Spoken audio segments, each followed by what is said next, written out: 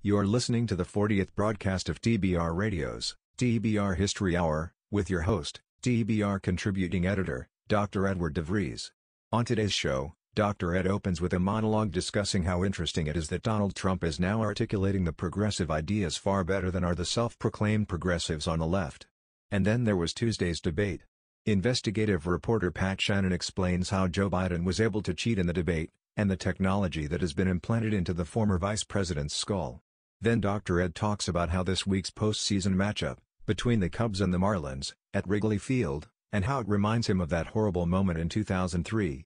Should the city of Chicago seek Steve Bartman's forgiveness? And finally, having a few minutes left in the show, Dr. Ed plays a clip of a conversation between him and Dr. Raphael Johnson that was edited out of a September 2018 TBR radio show. So Trump is Hitler. I mean, literally, do you remember that? The leftists were marching through the streets with placards showing President Trump with the Hitler mustache. Serious commentators said that Trump's rhetoric had ominous echoes of the 1930s, and they're still at it.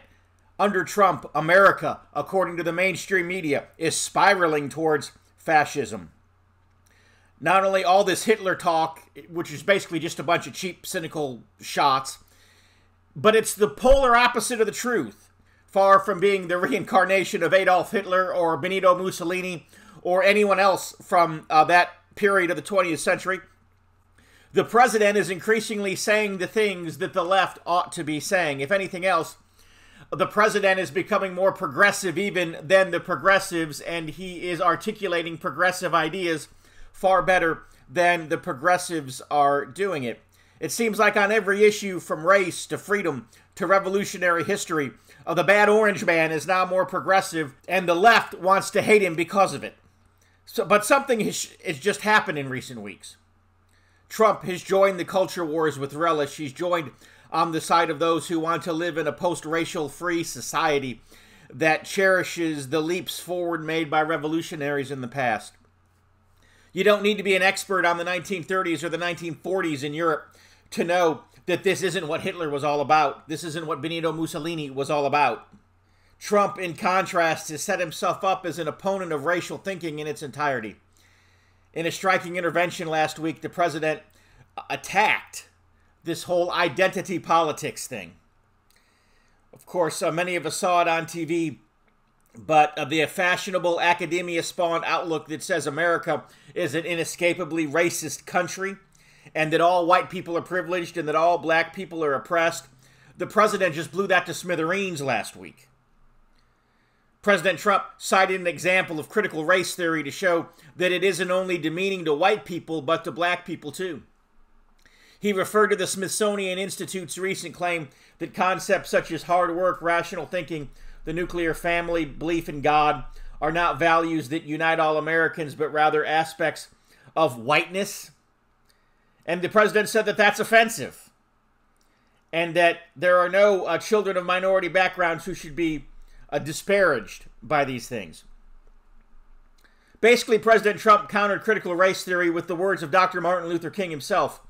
Describing King as the most incredible person who ever lived, he said that we should embrace his vision where children are judged not by the color of their skin, but by the content of their character. The president said the identitarian left is trying to destroy that beautiful vision and to divide Americans by race in the service of political power. No doubt some would say that he's just posturing because it's an election year. But what about the disparaging comments he made about Mexicans?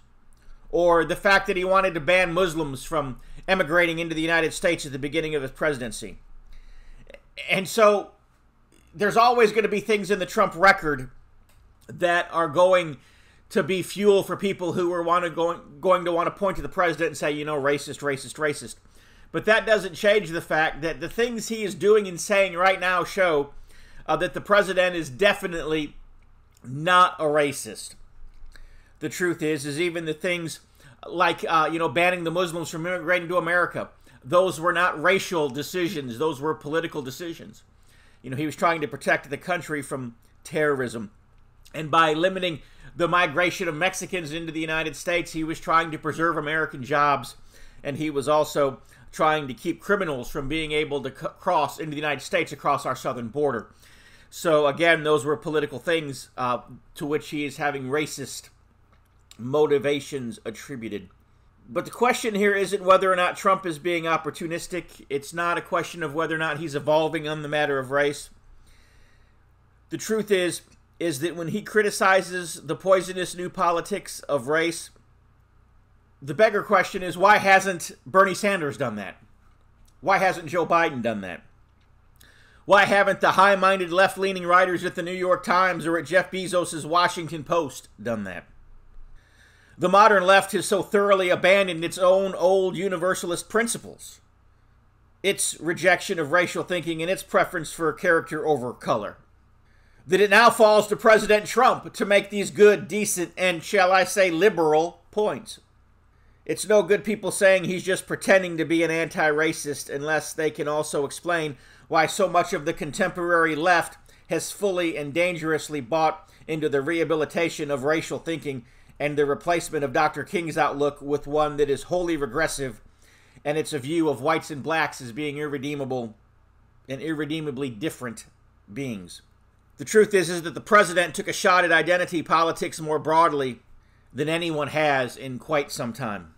Instead of frightening the public into ever-splitting categories of race and gender and sexuality, the president recognizes that our only path to national unity is through our shared identity as Americans. And that's why the president has been focusing so strongly on American history and the 1776 Project. But the bigger question is, why haven't the Democrats done this? Why is this supposedly left-leaning liberal party constantly playing the modern politically correct version of pork barrel politics? Why isn't it the left that is striving for a colorblind society? Why are the left constantly appealing to ethnic blocs instead of emphasizing the most important identity in the United States, and that is our national one, our unifying one, the fact that we're all Americans?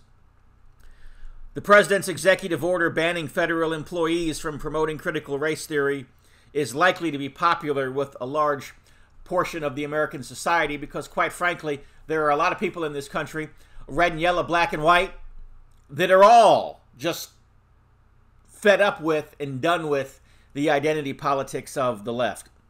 But the president's taken a firm stand against this new form of censorship that most of the liberal elite has.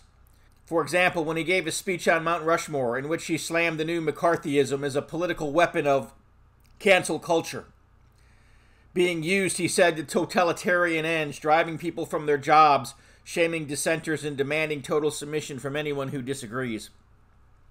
I thought those were the ideas of the left. Free speech, free expression, freedom of ideas. Apparently it's not.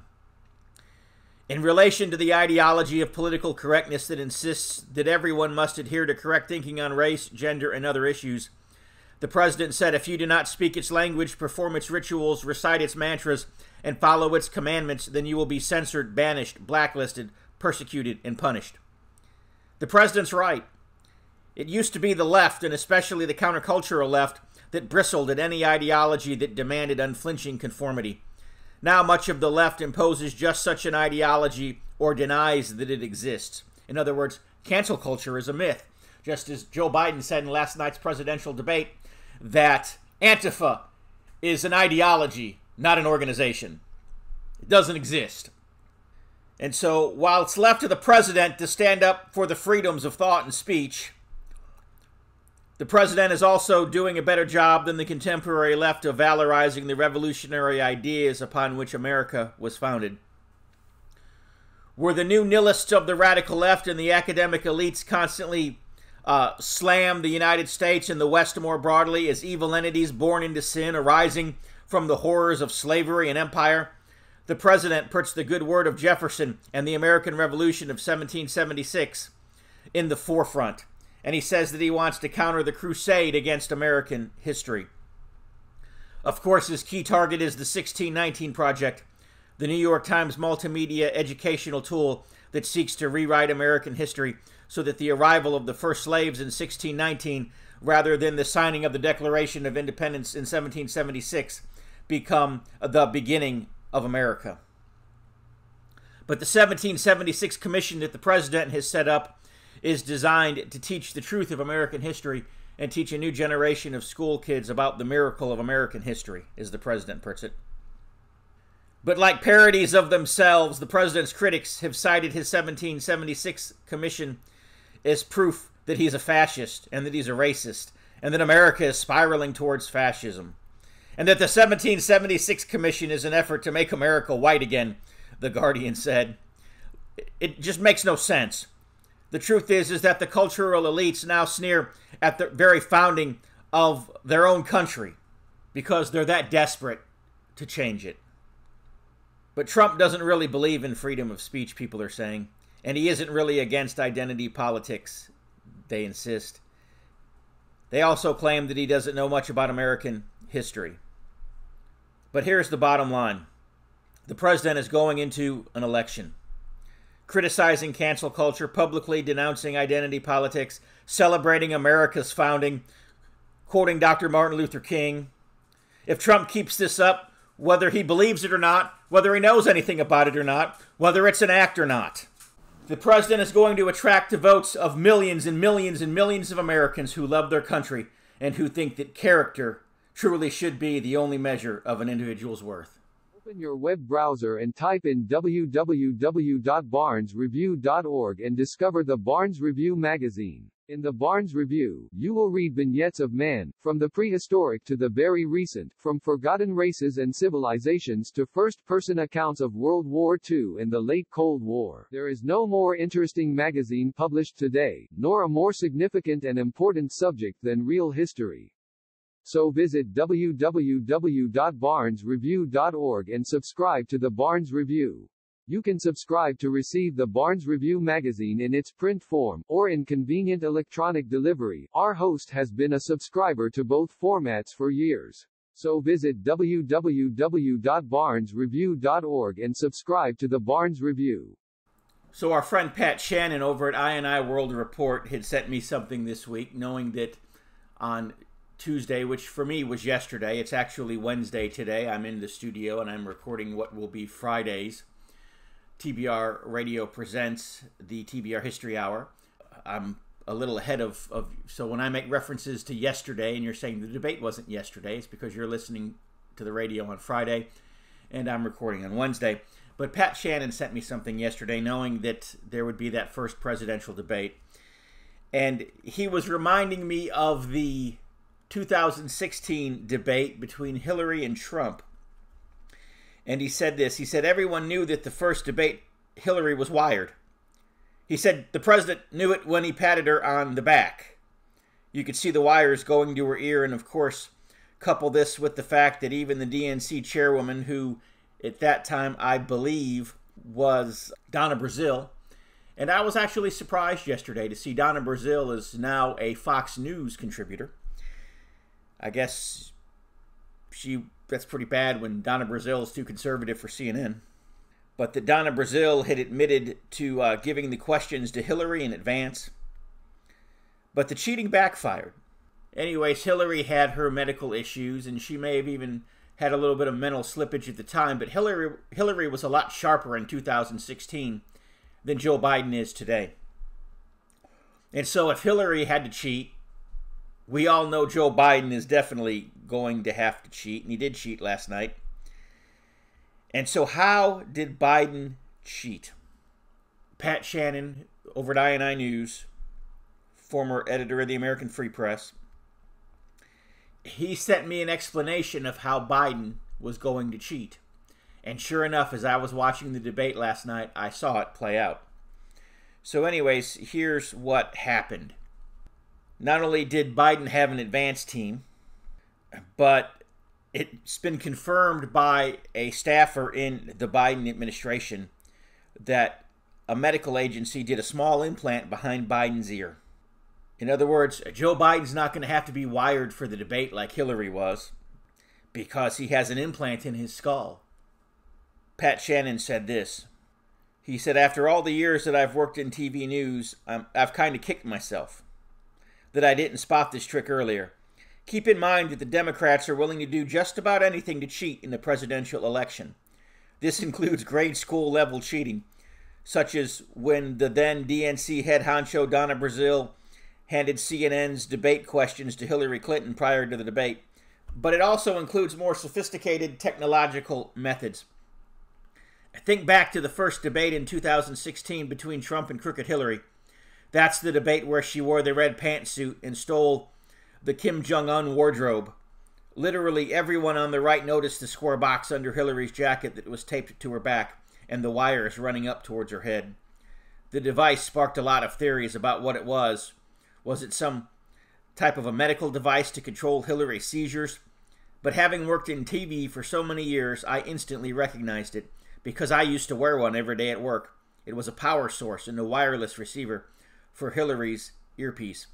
Someone within close enough proximity was able to relay information to Hillary during the debates to make it look like she just had so many obscure facts and figures floating around in her big brain. The funny thing is, Trump knew it. And if you rewatch that debate, when Trump shakes Hillary's hand at the very beginning, he reaches over with his left hand and taps Hillary on the back, directly on the wires. He was signaling to her, "I know you're cheating." After that first debate, the media went out of its way not to do any close-ups on Hillary from behind because everyone knew she was wearing a gadget to help her cheat. Now fast forward to 2020, and here is how Joe Biden's plan. They've already tested this method out in several appearances. Is Joe Biden using a teleprompter? Yeah, sometimes. But this is an inspired piece of evil genius. This is going to sound like something out of a science fiction movie, but bear with me. This is totally real. Joe Biden has a small medical device implanted in his skull. It's called an esteem hearing implant. It's an implant that goes into the skull above the ear, and it has 2 microwire probes that are injected into the nerves inside the ear canal. It's FDA approved, and it uses bone conduction to enhance hearing. Sound waves vibrate off the bones of the skull, and the wire probes send the signal directly into the ear. Basically, it's wireless, and it's controlled by the push of a button, so the user can turn it on and off with a little device that fits in your pocket. And that's how the experts at Bombard's Body Language spotted this trick. Joe Biden gets really addled during unscripted public appearances and interviews. It happened during the CNN town hall recently when someone starts talking to Joe Biden. There are times when he gets that addled old man expression of sheer terror and confusion on his face. He's totally lost and doesn't have a clue where he is or what's happening. But then every single time Joe Biden does what he's been trained to do in these situations. His right hand goes into his pocket. Then he smiles that big Joe Biden politician smile that we all recognize after 47 years of this guy being in office. Then he answers the question. When Joe Biden gets confused, he reaches into his pocket and turns on the implant. Whoever is talking to him on the other end instructs him to smile and then starts relaying answers to him until he gets back on track. Joe hears it because the implant receives a wireless signal and vibrates the bones in his skull. The body language experts have also noticed that whenever Biden is receiving instructions through the implant, he cannot make eye contact with the person asking him a question. This is a natural response. Even a young, healthy, and spry mind cannot receive communication input from 2 sources at once. Joe Biden has to look away from the speaker in order to listen to his handlers, which is why he always looks down when he's being asked a question. He's not thinking or listening intently. He is receiving instruction from his handlers on which set of talking points to rattle off. So now we know, and you know, what to watch for during the debates. And as I was watching the debate, I noticed several times, as you saw, Joe Biden's hands were down, probably in his pockets. You couldn't tell for sure for the podium. But you could see his hands were down. And you could also see that his eyes were closed for extended periods of time. And so when Trump was speaking, or when the moderator was speaking, but the camera happened to be on Joe Biden, he also had something that looked like a pen in his device. Could that have been the trigger for his device? Maybe it was. But you noticed it every time Biden was not the one speaking. When someone else was speaking, you saw Biden's face was down. His eyes were closed. His hands were usually to his sides. In other words, they were talking to Biden through the implant. And so not only now do we know how Biden was going to cheat, but like I said last night, I was watching it and got to see it firsthand on several occasions. There were a couple of times when Biden definitely had that addled agitated, why are you talking to me? Where am I? Who am I? I'm a crazy old man look on his face. You'll notice most of the time, though, they didn't do a lot of split screen shots where you had Trump and Biden in the same screen, where you could view both at the same time. It was probably because the camera people were doing their best not to show Biden's addled, agitated old man looks on his face. Those times when you could tell he was absolutely scared for his life, like, who am I? Why am I here? What are we doing? Why are you talking to me? However, there were a couple times when the camera caught that look on accident, and no doubt the producers moved the camera angles and switched cameras very quickly. But there were a couple times they were there. I'm going to bet that the president probably was interrupting Biden and was probably pressing Biden until Biden went into that mode. And then once Biden went into that mode, the president thought, okay, the American people have seen Joe Biden for the senile old man that he is, and then he backed off because he didn't want to appear as though he was beating up on a senile old man. What the president did not know and had no way of knowing is what camera angles and what shots the producers were going to put on people's televisions. And so Trump probably brought that addled, irritated, agitated old man, I'm senile, please just leave me alone, a look on his face. He probably brought that out in Joe Biden probably 100 times in the debate. We only got to see it twice. At any rate, now we know what the game is and how it's being played. Extra, extra, read all about it. If you're like me, and I'll bet you are, you like to be on the cutting edge of honest news and accurate information. 26 times a year, the American Free Press newspaper can be delivered to your door, packed with the kind of uncensored news that I know you're going to appreciate. If you're ever dissatisfied with your subscription to the American Free Press, their guarantee is that you just drop them an email and they will gladly refund the unused portion of your subscription. So what are you waiting for? Visit www.americanfreepress.net. Once again, www.americanfreepress.net. And find out about the American Free Press. Do it today. Extra, extra, read all about Those of you who did not get to watch the debate, it's on YouTube. I'm sure you could probably stream it off the Fox News website and other places. I would suggest that you watch the debate in its entirety. But what we want to do for about the next 10 minutes is just try to give you an encapsulation of the debate. And let me just say that I was really disappointed in Vice President Biden. And the reason why is because he's been vice president for 8 years. He should understand the decorum of the office. And yet, Biden referred to the President of the United States as a clown. Even several people on the left have said that he crossed a line there. He told the President of the United States to shut up. Again, it's just a gross violation of decorum. And he should know better, having been vice president himself for 8 years. But we're going to give you a little 10-minute condensation, if you will, of the debate. I will tell you very simply, we won the election. Elections have consequences. We have the Senate, we have the White House, and we have a phenomenal nominee, respected by all, top academic, good in every way, In fact, some of her biggest endorsers are very liberal people from Notre Dame and other places. So I think she's going to be fantastic. We have plenty of time, even if we did it after the election itself. I have a lot of time after the election, as you know.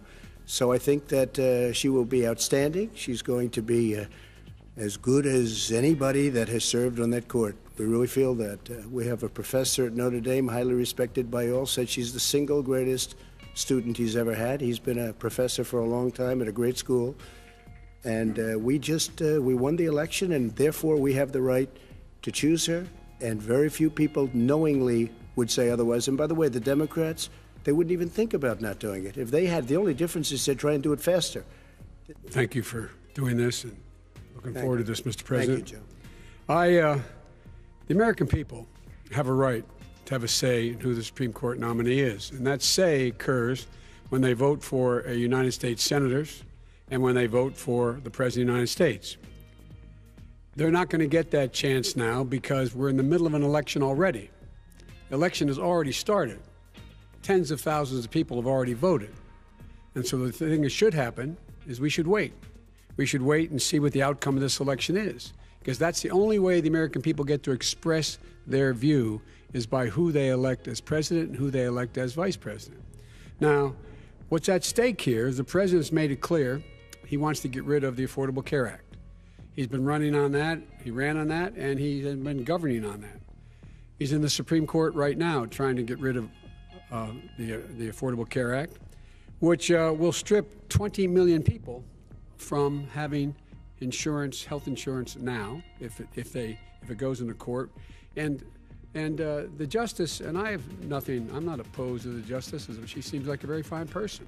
One of the big debates we had with 23 of my colleagues trying to win the nomination that I won were saying that Biden wanted to allow people to have private insurance still. They can.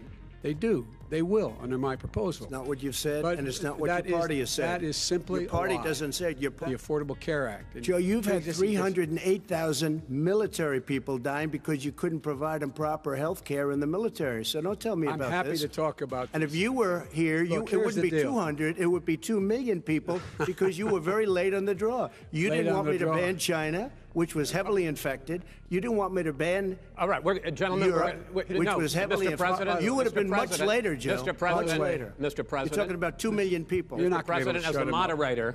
The president also is opposed to Roe v. Wade. That's on the ballot as well in the court. And so that's also at stake right now. And so the election is already You don't know it's begun. on the ballot. Why is it on the ballot? Because why is it on the ballot? It's not on the ballot. It's on the ballot in the court. I don't think so. In the court. Well, there's nothing happening there. Donald, would you and just you don't be quiet know for her view on Roe v. Wade. You I don't know her view. The fact is that everything he's saying so far is simply a lie. I'm not here to call out his lies. Everybody knows he's a liar. But you I just agree. want to make sure. Joe, you're the liar. I want to make sure. Graduated last in your class, not first in your class. I want to make sure. Mr. President, can you let him finish, sir? No, he doesn't know how to do that. He has, You'd be surprised. You pick. You'd be surprised. We had 10.4 million people in a 4-month period that we've put back into the workforce. That's a record the likes of which nobody's ever seen before. And he wants to close down he will shut it down again. He will destroy this country. You know, a lot of people, between drugs and alcohol and depression, when you start shutting it down, you take a look at what's happening in some of your Democrat-run states where they have these tough shutdowns. It's hard to get any word in with this clown. Excuse me, this. Hey, let me just say, No. Mr. President. 3.5 million, Joe. That is simply. Why did not he true. deserve 3.5 million from Moscow? Look, here's the deal. We want to talk about families and ethics. I don't want to do that. I mean, his family we could talk about all night. His family's already... My family lost a fortune by coming down and helping us with government. And that's such a... Mr. President. Every single one of them lost a fortune. This is not about my family or his family. It's about your family. The American people. He doesn't... That's not true. It doesn't want to talk about what you need. You, the American people. It's about you. That's what we're talking about here. All right, that's not the about end of here. 1994. Where you call them super predators, African Americans, the super predators, and they've never forgotten it. They've never forgotten it, Joe. No, sir, it's his 2 minutes. So you did that, and they call you a super predator, and I'm letting people out of jail now that you have treated the African American population community, you have treated the black community about as bad as anybody in this country. You did the 1990, and that's why, if you look at the polls, I'm doing better than any Republican has done in a long time because they saw what you did. You call them super predators, and you've called them worse than that.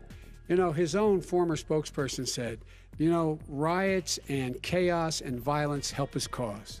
That's what this is all about. I don't know who said that. I do. Who?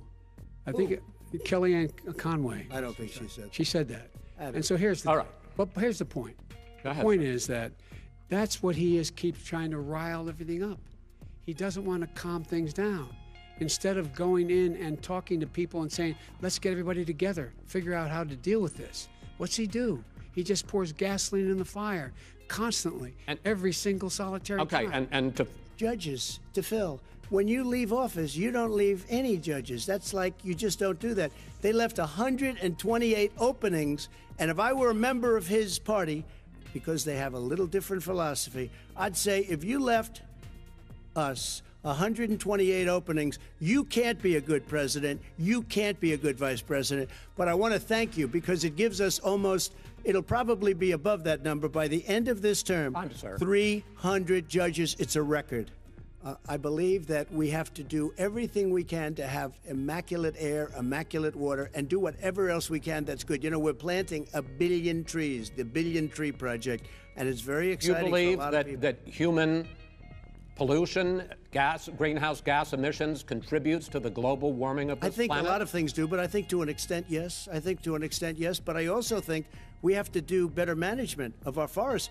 Every year, I get the call, California's burning.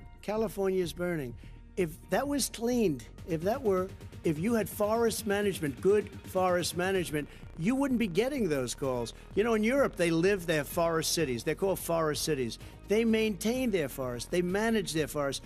We're going to make sure that those people who want to vote in person are able to vote because enough poll watchers are there to make sure they can socially distance. The polls are open on time, and the polls stay open until the votes are counted. And this is all about trying to dissuade people from voting because he's trying to scare people into thinking that it's not going to be legitimate. Show up and vote. You will determine the outcome of this election. Vote. Vote, vote. If you're able to vote early in your state, vote early. If you're able to vote in person, vote in person. Vote whatever way is the best way for you, because he cannot stop you from being able to determine the outcome of this election. When you get a ballot and you fill it out, you're supposed to have an affidavit. If you didn't know, you have someone say that this is me. You should be able to, if in fact you can verify that's you before the ballot is thrown out, that's sufficient to be able to count the ballot because someone made a mistake and not dotting the correct I. Who they voted for, testify, say who they voted for, say it's you. That is totally legitimate. I'm urging my supporters to go into the polls and watch very carefully because that's what has to happen. I am urging them to do it. As you know, today there was a big problem. In Philadelphia, they went in to watch. They're called poll watchers, a very safe, very nice thing. They were thrown out. They weren't allowed to watch. You know why? Because bad things happen in Philadelphia, bad things. And I am urging my people. I hope it's going to be a fair election. If it's a fair election, I am 100% on board. But if I see tens of thousands of ballots being manipulated, I can't go along with that. Some of these ballots in some states can't even be opened until Election Day. And if there's thousands of ballots, it's going to take time to do it. And by the way, our military, they've been voting by ballots since the end of the Civil War, in effect. And that's what's going to happen. Why is it for them somehow not fraudulent? It's the same process. It's honest. No one has established at all that there is fraud related to mail-in ballots, that somehow it's a fraudulent process. It's already been established. The fact is, I will accept it, and he will too. You know why? Because once the winner is declared after all the ballots are counted, all the votes are counted, that'll be the end of it. That'll be the end of it. And if it's me, in fact, fine. If it's not me, I'll support the outcome. Welcome to the Christendom Curriculum. You know, every parent who decides to homeschool wants to secure a great education for their child, while also saving time and money. But these days, many parents have another concern.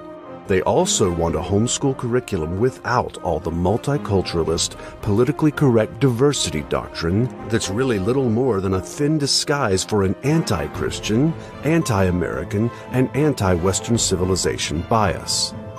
Now there is such a curriculum. The Christendom Curriculum gives your children a complete education in Bible, history, literature, and more, focusing on the classic academic skills of reading, writing, and arithmetic. But we also tell the story of Christendom, the story of the Christian nations, especially as Christ's kingdom has been historically manifest in the nations of Europe and America.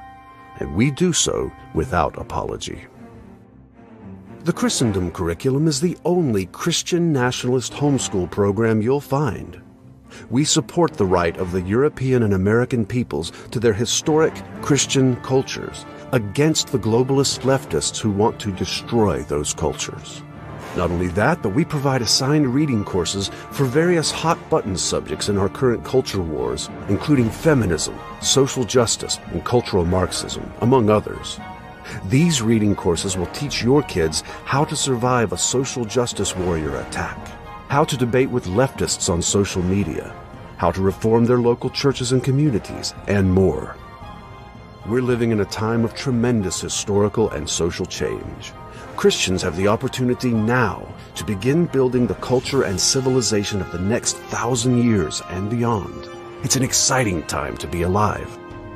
So if you want to help raise the next generation of culture warriors, if you want your children to grow up with a love for Christ's kingdom and for their own nation, while at the same time learning how to defend America and rebuild the West, the easy-to-use Christendom Curriculum is for you.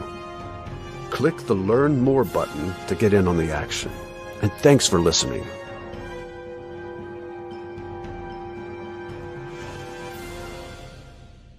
Wednesday, the 30th of September, and I am recording the episode of TBR Radio Presents, the TBR History Hour, for what will be October 2nd's radio broadcast.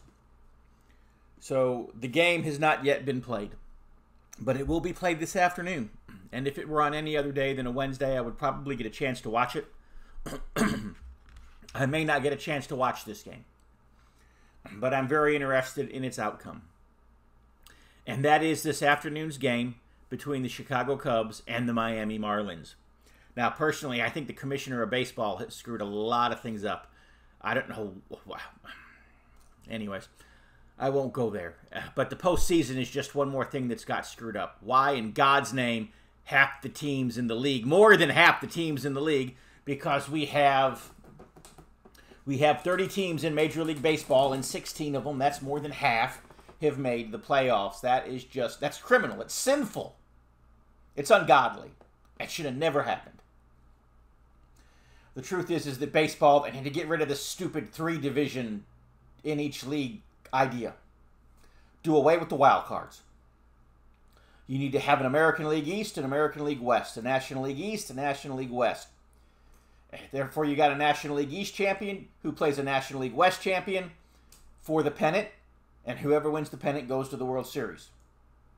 Yeah, it sounds a lot like it was when we were kids, doesn't it? Yeah, it sure does. Anyways, baseball was working. They shouldn't have fixed it. When they tried to fix it, they broke it. If it ain't broke, don't fix it. But in this screwed up mess that the commissioner has given us, the first round of playoffs started yesterday for the American League. They start today for the National League. And the first matchup that I have any interest in is the Cubs versus the Marlins. And it reminds me of 2003, when the Cubs faced off against the Marlins in the National League Championship Series. And the Cubs were just one away from going to the World Series for the first time in nearly 100 years. Or, that's not true.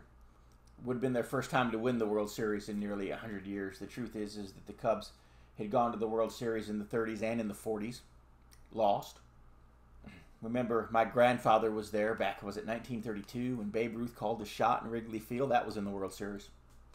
But 2003, I remember watching as the Cubs had a shot. I don't even remember who was at bat for the Marlins. I probably should have looked it up before this show so I could have sounded smarter. But the Marlins were at bat. The Cubs were up 3-0. Somebody hits a foul ball. It goes into deep left field, but it's foul. I remember Moses running over to the fence, diving, raising his glove, and then some retarded-looking guy wearing a turtleneck and glasses and the headphones from like a 1980s Walkman reaches out and grabs the baseball. The next day, the world would learn that man's name was Steve Bartman. Chicago is yet to forgive Steve Bartman. Needless to say, Dusty Baker tried to get a fan interference call. There was a delay, a game. Fox television had 13 different cameras, I believe, on that play. They showed the video footage from all 13 angles. And it was never a definite as to whether or not it was fan interference, so the call was never made. The delay of game changed momentum, and so rather than blame the fact that the Cubs would give up 8 runs to lose the game that they were winning 3-0, instead the city of Chicago and Cubs fans all over the world decided that they were going to blame Steve Bartman. Documentaries have been made on that 15 seconds when Steve Bartman touched that ball. You know what's really sad is that Bartman didn't even catch the ball.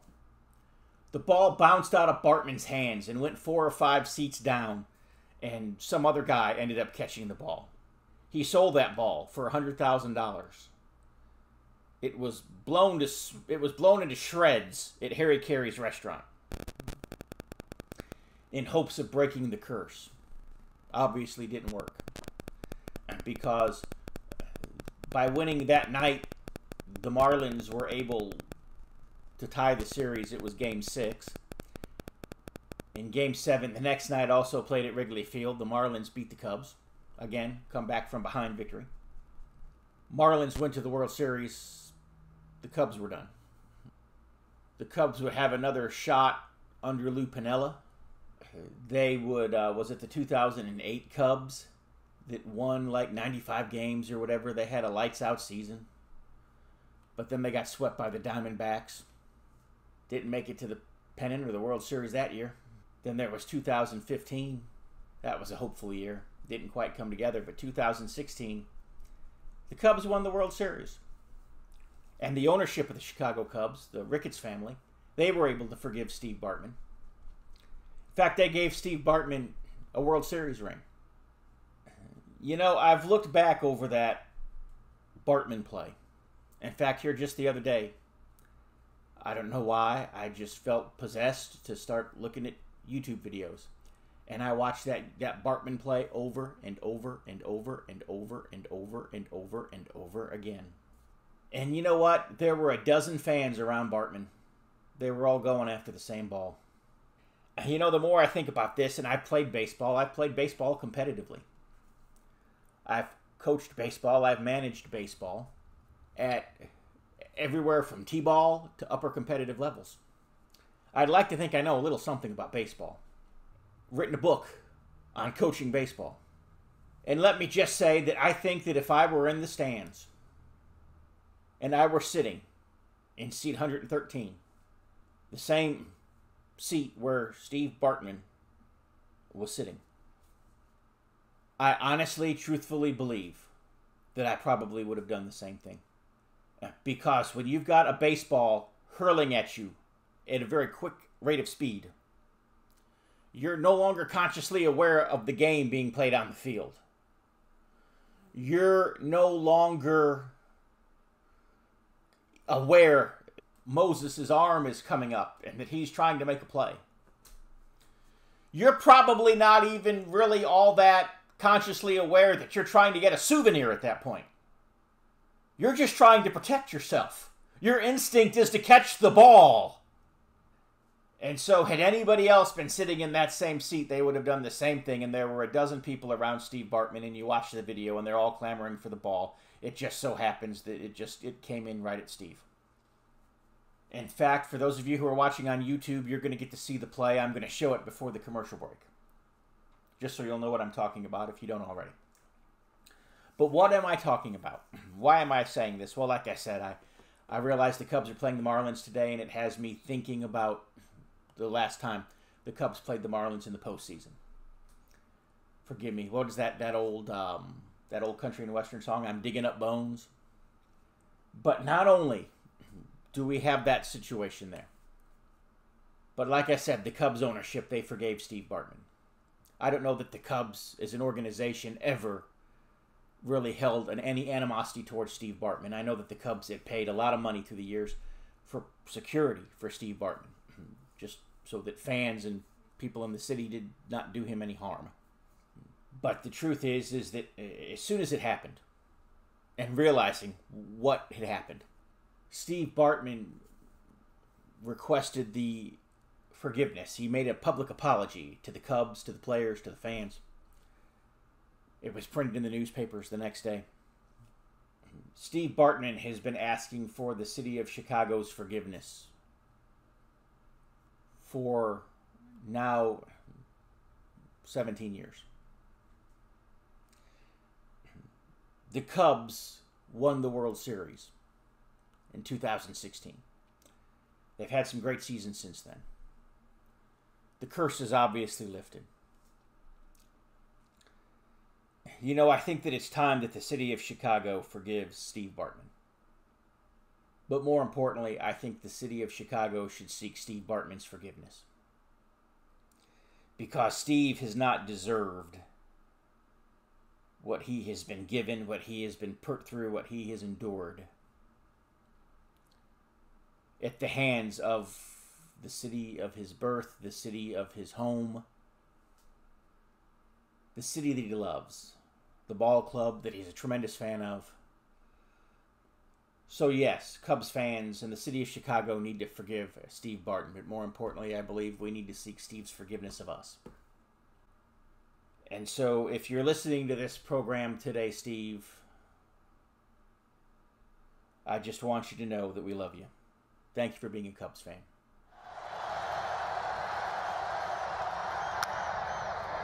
Again in the air, down the left field line. A reaching into the stands and couldn't get it, and he's livid with a fan.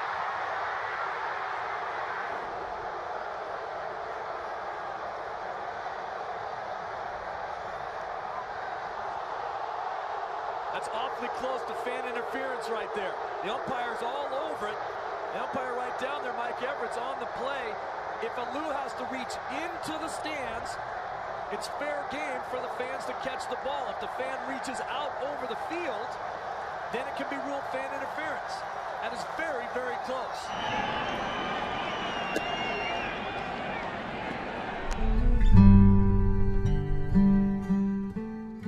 Hello, I'm Tom Strain, Lieutenant Commander-in-Chief of the Sons of Confederate Veterans. The Confederate flag, Confederate symbols, and the reputation of our Confederate ancestors has come under attack. The Sons of Confederate Veterans is actively fending off our detractors, but there is only so much that we can do. We need your help. Contact your local, state, and national elected politicians and tell them that you will not tolerate these attacks on our heritage. You can also visit scv.org, download an application to join us in our fight to preserve our Southern heritage. Visit scv.org today. If you don't have a Confederate ancestor and you are tired of American history disappearing, you can assist us by becoming a friend of the SCV. Please visit scvheritagedefense.org and make a donation to the Heritage Defense Fund. We hope that you will join us in the fight to defend the Confederate soldiers' good name.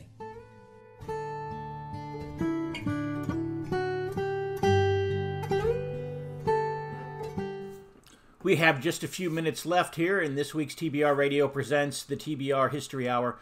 So I'm going to pull one out of the archive, September 18th, 2018. This is a conversation between myself and Dr. Matthew Raphael Johnson.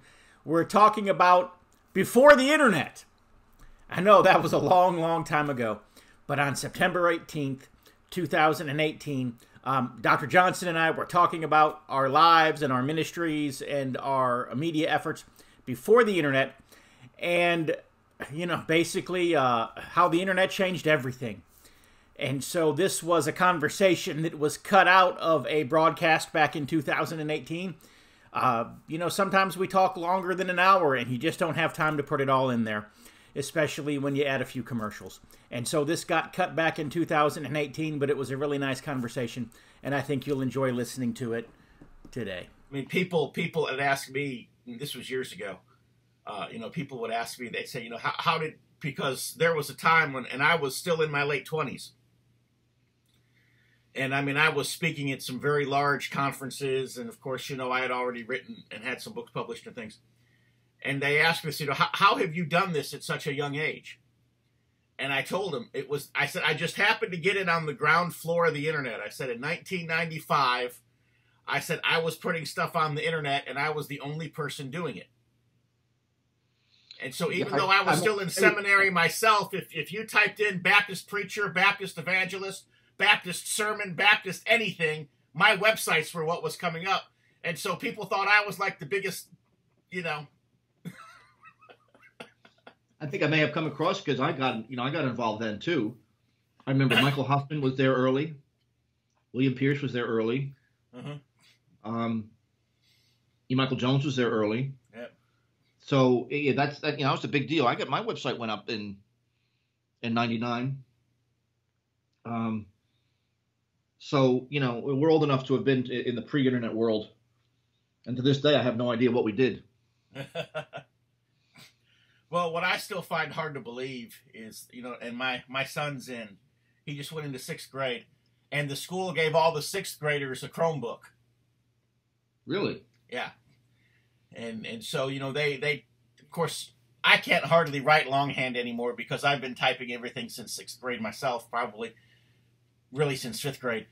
But, when I was in junior high school and even in high school, a lot of that typing was on a manual typewriter. Oh, yeah. I took my first typing class in 1985, which was in Wardlow Hartridge in Edison, New Jersey, and I had to use a manual typewriter. Yeah. So I'm 46. Yeah. When I was I'm 45, so yeah. When I was in high school, I got a Commodore 64. Yep. I had an Atari 400 and an 800. And my neighbor had an Atari 800, and I had a Commodore 64. And that was a big deal back then. Yeah. In my senior year of high school, I remember getting a modem, which was a big box, and I had to take the phone receiver handle and put it on top of the box. Like in war games. Yeah. And really all I could do was, I had one other friend who had a modem so we could call each other. I just don't know what the heck. I don't even know why we had computers back then. Yeah. I don't remember what I did. If it's not the web, I have no. And they didn't even have word processors back then. It wasn't until college. Yeah. That I got my first word processor when Word first came out. Mm-hmm. And I stole it from someone. Yeah. That was an early version. Yeah. So I didn't get email until grad school. I didn't get the internet came out in I guess 95, 96. I was in grad school until 99, so we had to use it near the end. But man, if I had what they have today, I would have done it in a couple of years. Yeah. My oldest son just started Penn State. I taught there for a while. My son started Penn State yesterday, and my younger son is going to be a junior in high school. And they went to the gifted high school I went to a gifted high school in New Jersey. They're going to one in Chambersburg, PA, where I moved after Will Cardo. And then I got divorced in 2014, and I moved to Johnstown, where I am now. So we're about 2 hours from where my kids are in Chambersburg. Where are you? I'm in Ocala, Florida, so I'm way down south. Oh, I got a family coming up from Florida today. Yeah, I have a seminary education myself that I keep forgetting about. Sail on a 2-night Bahamas Paradise cruise from just $149. Cruise and Bahamas resort stay options also available at amazing prices. Call 800-814-7100. That's 800-814-7100. So Jim Bouton, he was a sportscaster for many years. What some of you who knew him as the sportscaster may not have known was that for a number of years he played professional baseball in the 1960s. In the 1970s, he had a long and illustrious career. He played for the New York Yankees. He played for the Atlanta Braves. He played for the Houston Astros. One time I heard him say this. He said, "You spend a good piece of your life gripping a baseball, and in the end it turns out that it was the other way around all the time." So true, so true. When this baseball season began, it was just crazy. And, the players wearing masks, no fans in the stands. Some of the goofy rules that the commissioner had come up with to hasten the rate of play of what is supposed to be a slow-paced pastoral game. I just said, you know what, I don't want to have anything to do with this baseball season. And it was actually a couple weeks before I finally watched a baseball game. But there was just There's just something about the game. And no matter how hard you try to stay away, you're always drawn back to it. And so come to find out, as Jim Bouton said, that that baseball has been gripping you all along. And so here I find myself now watching postseason baseball in a season that I had originally said I didn't want to have anything to do with.